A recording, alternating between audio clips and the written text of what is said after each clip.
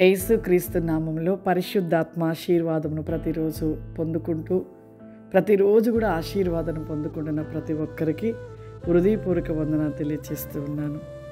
ప్రతిరోజు కూడా దేవుని ఆశీర్వాదము మనం పొందుకోవాలి. ఆశీర్వాదమును కలిగి ఉన్నప్పుడే మన జీవితంలో ఏదైనా కూడా పొందుకోగలుగుతాం.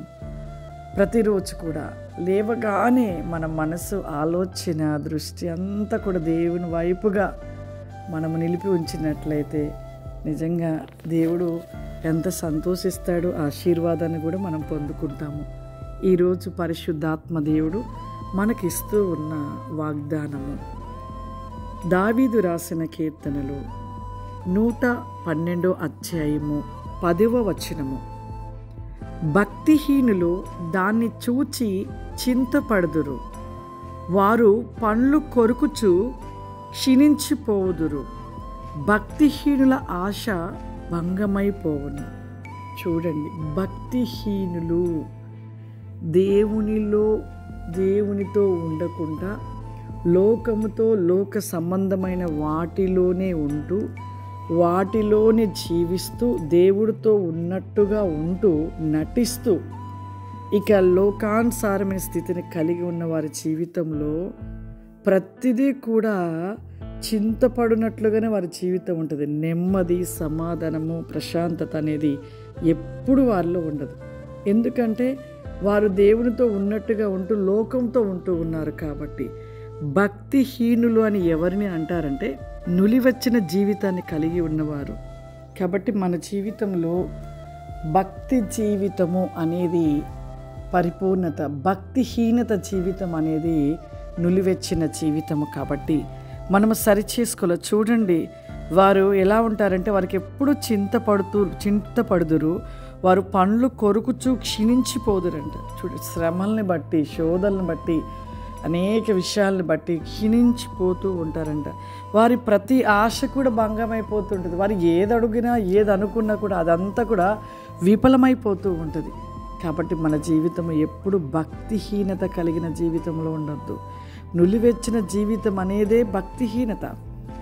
నులివెచ్చినగా ఉన్నప్పుడు మన జీవితం ఎలా ఉంటుందంటే ఈ లోక సంబంధం అన్నిటినీ ఆశపడతాము, అన్ని విషయాలలో పరిగెడతాము. ప్రతిదీ మోసము, అబద్ధము, కక్ష, పగ, స్వార్థము, కుట్ర ఇవన్నీ కూడా మనలో నింపబడి మనలో ఉంటూ కూడా మనం ఎలా ఉంటామంటే మేము యేసు ప్రభు బిడ్డలమని చెప్పుకునే భక్తిహీనత కలిగిన వారి గురించి ఇక్కడ రాయబడిన ఈ యొక్క మాటల్ని బట్టి మన జీవితంలో భక్తిహీనత కలిగిన జీవితం నుండి మనం విడిపించబడి భక్తిపరులుగా మనము దేవునికి ఇష్టలుగా నిలిచి ఉన్నప్పుడు ఏది కొద్ది ఉండదు. దేవుడు అన్ని విషయాలలో సమృద్ధిస్తాడు.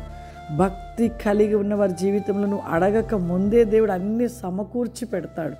కాబట్టి ప్రతి ఒక్కరు కూడా మన జీవితాలను సరిచేసుకొని నిలువెచ్చిన జీవితము నుండి పరిపూర్ణమైన జీవితమును కలిగి దేవునికి ఇష్టకరమైన జీవితాన్ని జీవిస్తూ దేవుడిస్తున్న ఆశీర్వాదాలు పొందుకుందాం.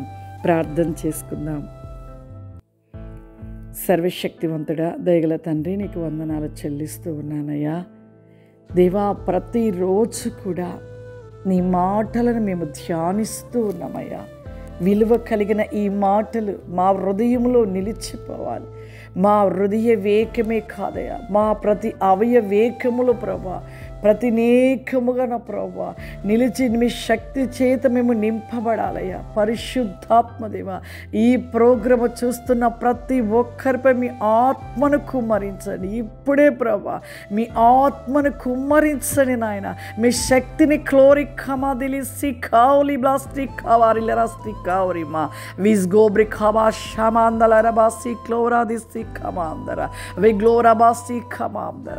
పరిశుద్ధాత్మదేవ, వారి ఇప్పుడే ఏమి అడుగుతున్నారు నాయన, అడుగుతున్న ప్రతిదీ వారి పట్ల జరిగించబడునుగాక ప్రభువా, నీకు స్తోత్రమయ్యా. అడుగుతున్న ప్రతిదీ వారి పట్ల నెరవేర్చబడునుగాక ప్రభువా, నీకు స్తోత్రము దేవా. నులివెచ్చిన స్థితిలో నుండి పరిపూర్ణులుగా మార్చబడునుగాకయ్యా.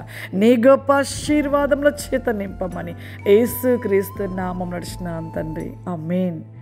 God bless you. దేవుడు మిమ్మల్ని దీవించునుగాక. ఆమేన్.